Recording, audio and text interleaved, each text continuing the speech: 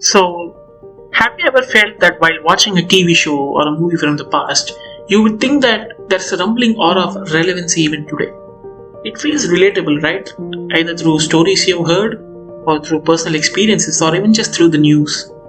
You just connect to these messages, meanings, and illustrations very quickly. The bulk of these are usually covered in social spheres, mainstream media, word of mouth, at debates, and even during discussions to such an extent that it is very unlikely that anybody is unaware of it today. Take racism, abortion, discrimination, war, immigrant statuses, carbon footprints, etc. etc. Their presence is just comprehensively prevalent throughout. But there is one grave issue which seemingly exists in broad daylight that everyone turns a blind eye towards. It is the lack of a child centered education system, especially in our country, India. You see, in all these other cases, the people addressing these issues and talking about them actively are adults majorly. What they say will reach out to the masses through various mediums, but for a child, their voices tend to fall on deaf ears because their problems are minuscule, easily addressable, will pass. Just the kid throwing tantrums, right? Right? Absolutely not. Taare Zameen Par's serene indulgence in articulating this part of the system is so very well put to the screen, and that is why it really works even today. Its relevance now resonates with everyone since, in some way or another, we all had difficulties and troubles as children. We just simply didn't know how to voice them out. One of the key purposes of child centered education is to encourage and develop a kid's particular traits, both socially and cognitively. Delivering generalized material from regurgitated syllabi from the textbook serves as an obstacle for the child and generates no interest at all. I'm not saying syllabus is not necessary. It is, but not at a child's detriment to be individualistic. The movie drives home this point by constantly associating Ishaan's artistic side through vivid imaginations, his drawing skills, his painting prowess, and his wacky ways at arriving at answers for a very simple question. It effectively asserts that a child's greatest strength is their imagination and what they learn from it and what they experience off of it. There's also this interesting perspective of how, within one household, there's a stark disparity in the attention provided to one child's indulgence in his hobbies, while there is an evident ignorance towards the other's likings. A child centered education system is absolutely vital in establishing the individual differences and interests as a unique solution rather than segregating them on importance. Ishaan's elder brother plays tennis, participates in tournaments, and the parents go so far as to skipping visiting Ishaan at the boarding school, even though he's still nervous and scared.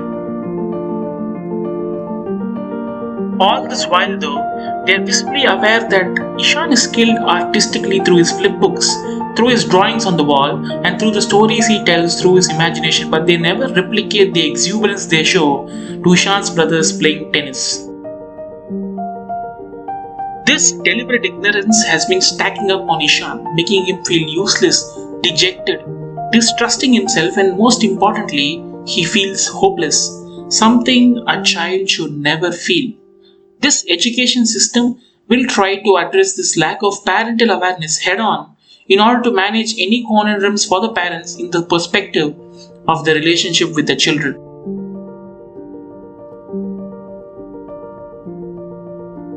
Character arcs in films like this must improve because what good is it to a film if your primary character's circumstances do not advance as the screenplay progresses? The audience loses interest swiftly and audibly. Aamir Khan does an incredible job weaving in contextual messages that promotes active learning in separate instances in the film. When Ishaan first comes to the boarding school, he does not know how to make a tie and struggles in looking presentable for his class, for which he is derided by the handler. Later on, when he's getting ready for the arts and crafts contest, he now manages to dress himself up, ties shoelaces, combs his hair, buttons his shirt up, and sets off with confidence. This process of depicting self-learning in someone dyslexic or not, differently abled or not, communicated in two different acts of the film with such trust that the viewers will immediately recall the setup is utterly magnificent. Even the best in the business, veterans, experienced personnel, working professionals, or anyone else will experience a jolt if they continue to fail at what they are normally good at.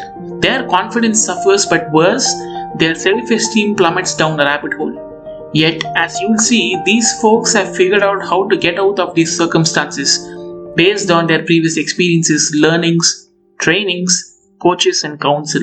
A child cannot, will not endure these problems to successful fruition. The expectations that things will be better as time goes on will only dampen their minds and push them to the depths of despair. The movie depicts this effectively through Aamir Khan's character Nikumb, who splendidly addresses the idea of every child is unique. They have their own strengths and weaknesses, and it is up to the teacher to bring it out of them.